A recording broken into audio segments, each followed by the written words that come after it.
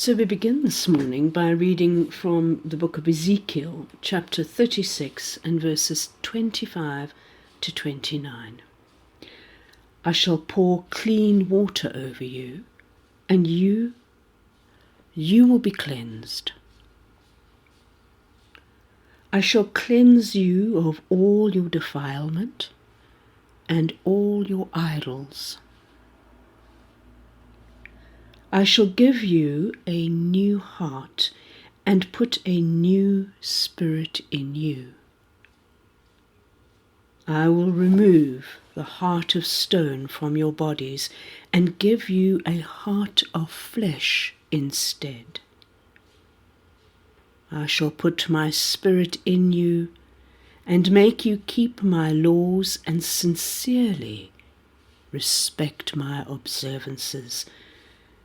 You will live in the land which I gave your ancestors. You shall be my people, and I will be your God. I shall rescue you from all your defilement. I shall summon the corn and make it plentiful, and no more bring famines on you. So what does Yahweh say here? He says, I will clean you, I will cleanse you. He says, I will pour water over you. I will give you a new heart, and I will take away your heart of stone.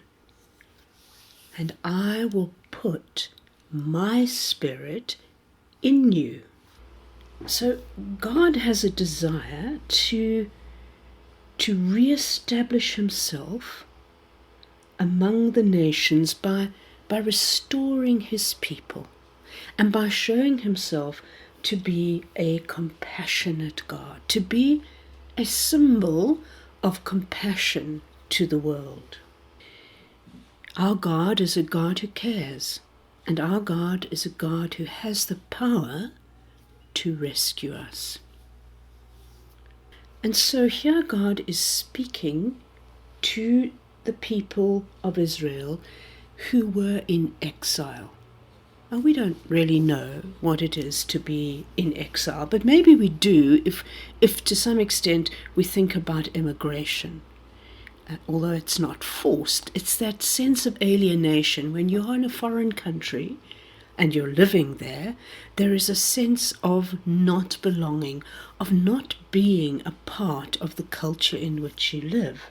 And so they were now in a strange land, and they were separated from all they knew and all that gave meaning to their lives.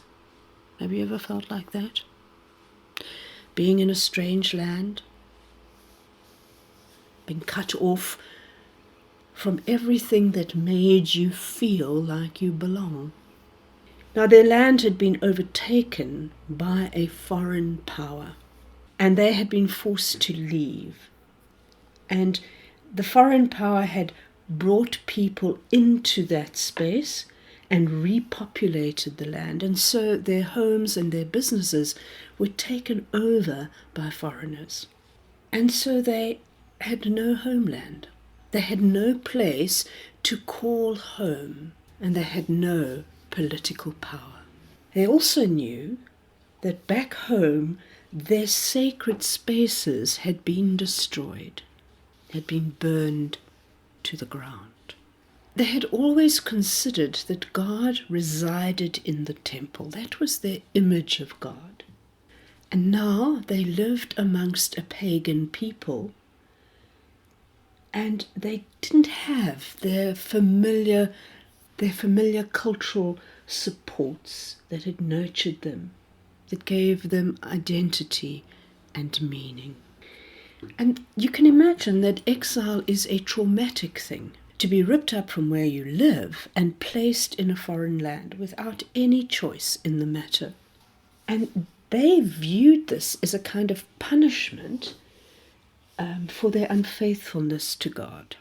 But in fact, what appeared to them to be a catastrophe and to be the end of everything that they had known, became a new beginning for them.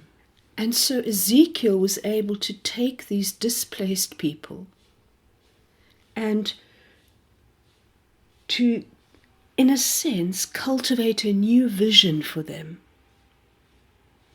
to cultivate a new way of being in the world. And so he began to recall for them their history, their stories, and remind them of who they were. And so when they looked within themselves, they discovered these questions. The questions were, what are we doing here? They might have asked, where is God now? Now that we've been ripped out of our land and far from our temple, which has been destroyed, which after all is where God lives, where am I now? Where is God now? And what is God calling us to do in this foreign place?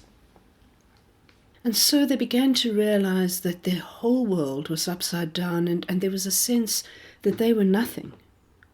They were nothing. But it is in this nothingness that God presents a new vision. And he says, I will give you a new heart and a new spirit.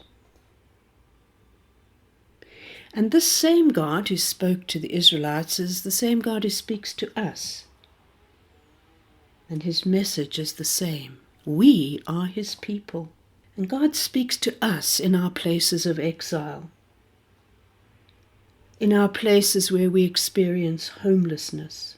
And he says, I will give you a new heart and a new spirit. Sometimes we make decisions that exile us from our communities, that exile us from our intimate relationship with God.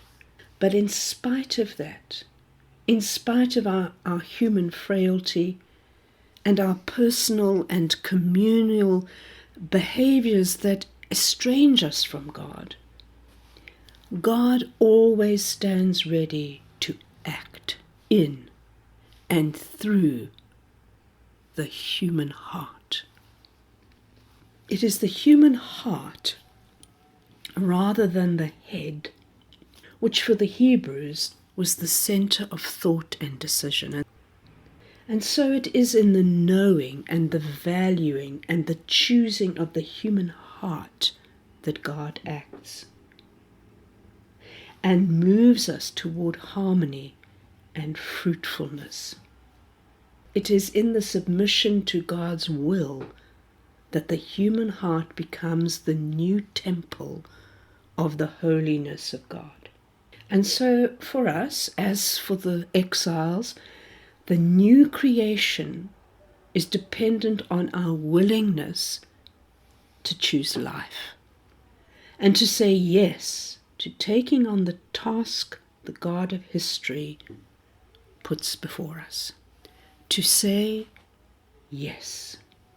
And so for in a moment of quiet, consider how God has supported you and given you life, in spite of the many ways in which you have turned your back on him, in spite of the many ways in which you have thought you could live your life by yourself.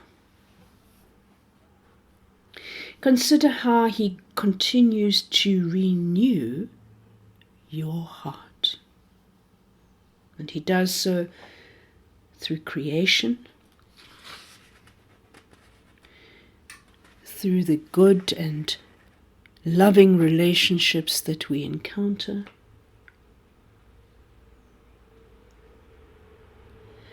and through the abundant love and goodness that he each day lavishes upon us.